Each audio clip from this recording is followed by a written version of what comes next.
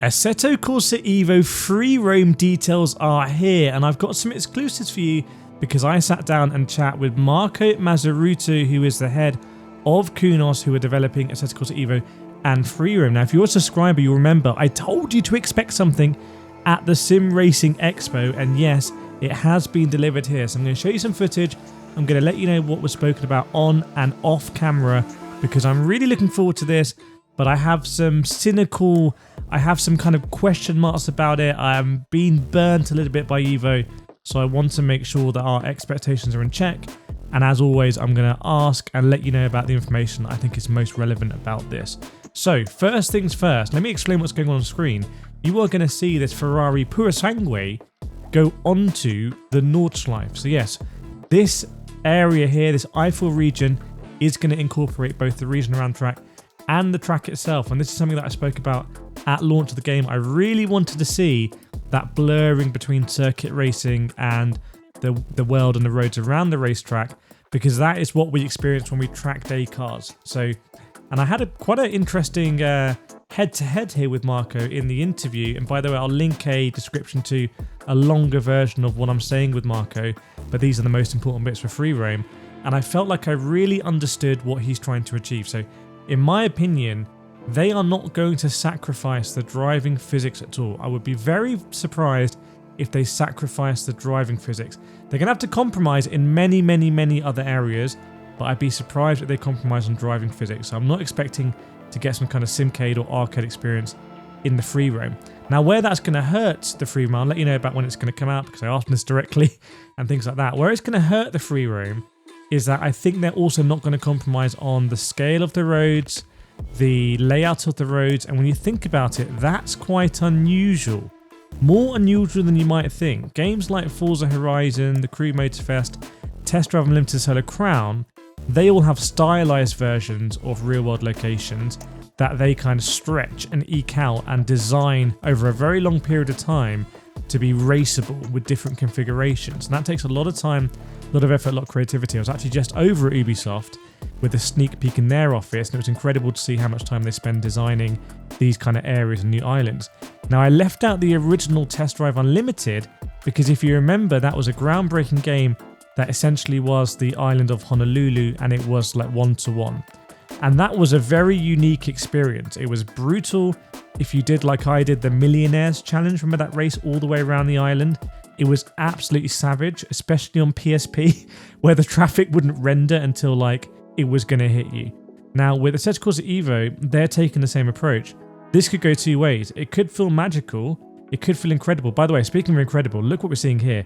Going from free roam onto the tourist circuit, a bit of old bridge to gantry, that's incredible. I love that. That's captured the essence. But I think the free roam driving could be a bit frustrating. It's probably not going to be a racing experience in free roam. And maybe this isn't something that we've thought about before. Now, let me let you know about the release date. I asked him directly. He said next year. So this is expected to come next year. He also said expected to come. He's saying it is going to come before 1.0. So it's not going to be a 1.0 thing. Now, I like Marco. I think he's very passionate, but I've been burnt by the timeline slipping before. So that's what he's saying now. Fingers crossed.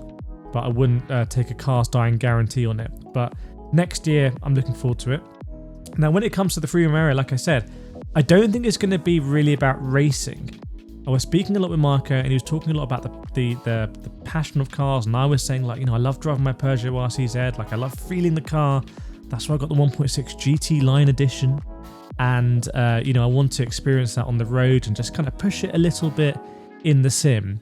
And he gets that. It's all about the connection of the car. It's all about taking it, ironically, I would say, a little bit slow and exploring. He kept talking about points of interest, like lots of different points of interest. We spoke at length about the actual road signage. So again, you can see this obsession with accuracy and realism, and also being able to go off-road and explore things as well. So yeah, we're talking that's what we're looking at here. It's like a one-to-one. That's the way Kunos are doing it. That's their philosophy. I'm not sure how that's going to work as a game, but it could be something that supplements, for example, specifically the Nordschleife, where you can go out and explore these areas. But are you going to be able to have some great racing in the open world? I'm not sure. They're trying to populate it with AI traffic, which I think is really important. And again, I don't particularly mind if it's not the best. Like I said in my pre-release of Evo, like going back to 2024, so I don't mind if this is not the best free roam game in the world. I don't expect it to be the best free roam game in the world because of the amount of budget that Ubisoft and Microsoft have on the Crew and Forza Horizon respectively. But what I do want to feel is I do want to have that authentic driving experience on the open world. And critically, some of the cars that we use in games like Gran Turismo, I'll come back to Gran Turismo, that we have in Assetto Corsa Evo, which are road cars, I also want to drive them on the open road. And as you know, I've been talking a lot recently about the difference between sim racing and kind of sim immersion. And Assetto Corsa Evo is trying to cover everything, which I've said to him straight up, like, I don't think that's working. What are you focusing on? And he said he's focusing on the actual core handling. And actually, free roam is not a priority. He pretty much said that.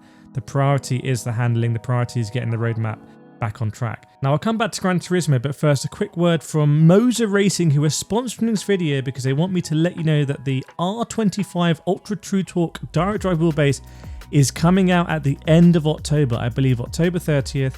This is their 25 Newton meter wheelbase that they say has basically no cogging, and it's under $1,000. I believe it's going to be $900. So we'll see what that looks like, but big thank you to Moza for sponsoring this video so I can let you know that wheelbase is coming out. Maybe a good wheelbase to pair with Assetto Corsa Evo. We'll have to see how it turns out. And yeah, thanks to Moza. These kind of sponsorships means that I can pay for the flights and the hotels to go to these sort of events and interview people like Marco. That's how it all comes together. Now, coming back to Gran Turismo 7, I have a feeling that Assetto Corsa Evo is actually kind of leapfrogging Gran Turismo in a little way. It was very surprising at the Sim Racing Expo that for me, the biggest sim racing game on the planet, which is Gran Turismo 7, but you could say that the original Assetto Corsa is actually more popular depending on what stats you look at. But let's say Gran Turismo 7 is the biggest, wasn't really there in any capacity. It wasn't really there at all. Whereas Assetto Corsa Evo was there with Evo. There were sims running Assetto Corsa. I think I saw a sim running Assetto Corsa Competizione, and I saw loads of sims running Assetto Corsa Rally. So in a way, it feels like Assetto Corsa, like I said, is leapfrogging Gran Turismo and is getting there first with the free roam. And the way that Assetto Corsa Evo are doing the free roam, the passion that Marco talks with, reminds me very similarly to how Kaz talks about cars and experiencing cars and the soul of cars and the connection with cars. But Gran Turismo hasn't done that free roam step. They did the half-arse thing with the paddock for the Nordschleife and the paddock in the circuits. They've got the like garage you can walk around in VR, but they just haven't put all of those road cars, those SUVs, onto the road. Now this is the big point here, and I want to hear your thoughts on it. If Assetto Corsa Evo free roam is a success, and fingers crossed, the guy was playing it on a laptop at the Sim Racing Expo, a 4060M, which is quite impressive. If it's successful, I think it will force Gran Turismo to do some sort of free roam, whether it's a standalone one or whether it's part of Gran Turismo 8. And I think that's going to be a great thing for sim racers. I think experiencing these cars, these road cars on the road, maybe with more curated layouts, maybe something a little bit more stylized than one-to-one, including track width one-to-one or road width, that could be something huge for sim racers worldwide. So let me know what you think about that. Please subscribe if you enjoy me doing these interviews and deep dives. You really make it possible. It's amazing to see so many of you at the expo, so many signatures and photographs, fist bumps, handshakes, a lot. It means a lot to me, and I'll see you in the next video.